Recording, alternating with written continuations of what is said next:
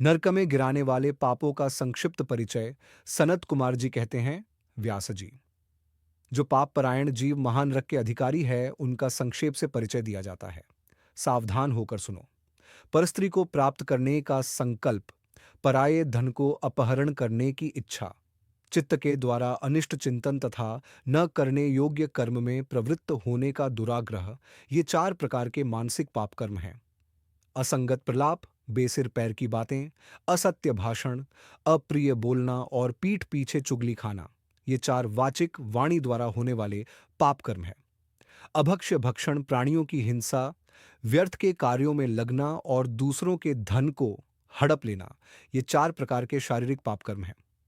इस प्रकार ये 12 कर्म बताए गए, जो मन, वाणी और शरीर, इन तीन साधनों से संपन्न होते हैं। जो संसार सागर से पार उतारने वाले महादेव जी से द्वेष करते हैं, वे सबके सब नरकों के समुद्र में गिरने वाले हैं। उनको बड़ा भारी पातक लगता है। जो शिव ज्ञान का उपदेश देने वाले तपस्वी की, गुरुजनों की और पिता ताऊ आदि की निंदा करते हैं, वे उन्मत्त मनुष्य नरक समुद्र में गिरते हैं। ब्रह्म हत्यारा, मदिरा पीने वाला, सुवर्ण चुराने वाला, गुरुपत्नी गामी तथा इन चारों से संपर्क रखने वाला, पांचवीं श्रेणी का पापी, ये सब के सब महापात की कहे गए हैं।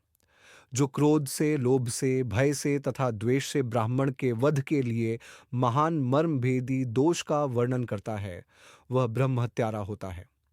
जो ब्राह्मण को बुलाकर उसे कोई वस्तु देने के पश्चात फिर ले लेता है तथा जो निर्दोष पुरुष पर दोषारोपण करता है, वह मनुष्य भी ब्रह्म हत्यारा होता है। जो भरी सभा में उदासीन भाव से बैठे हुए श्रेष्ठ द्विज को अपनी विद्या के अभिमान से अपमानित करके उसे निस्तेज हतप्रतिभ कर देता है, उसे ब्रह्मत्यारा कहा गया है। जो दूसरों के यथार्थ गुणों का भी बलात् खंडन करके झूठे गुणों द्वारा अपने आप को उत्कृष्ट सिद्ध करता है, वह भी निश्चय ही ब्रह्मत्यारा होता है। जो सांडों द्वारा बांही जाती हुई गौओं के तथा गुरु से उपदेश ग्रहण करते हुए द्विजों के कार्य में विघ्न डालता है, उसे ब्रह्मत्यारा कहते हैं। जो देवताओं, ब्राह्मणों तथा गौओं के उपयोग के लिए दी हुई भूमि को हर लेता है, उसे ब्रह्मत्यारा कहा गया है।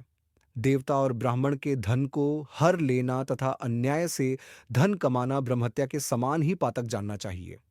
जिस किसी व्रत, नियम तथा यज्ञ को ग्रहण करके उसे त्याग देना तथा पंच महायज्ञों का अनुष्ठान न करना मदिरा पान के समान पातक बताया गया है। पिता और माता को त्याग देना, झूठी गवाही देना, ब्राह्मण से झूठा वादा करना, शिव भक्तों को मांस खिलाना तथा अभक्ष्य वस्तु का भक्षण करना ब्रह्म हत्या के तुल्य कहा गया है। वन में निरपराध प्राणियों का वध कराना भी ब्रह्म हत्या के ही तुल्य है। साधु पुरुष को चाहिए कि वह ब्राह्मण के धन को त्याग दे, उसे धर्म के कार्य में भी न लगाए, अन्यथा ब्रह्महत्या का दोष लगता है। गांव के मार्ग में, वन में तथा गांव में जो लोग आग लगाते हैं, वे भी ब्रह्महत्या ही करते हैं। इस तरह के जो भयानक पाप है, वे ब्रह्महत्या के समान माने गए हैं।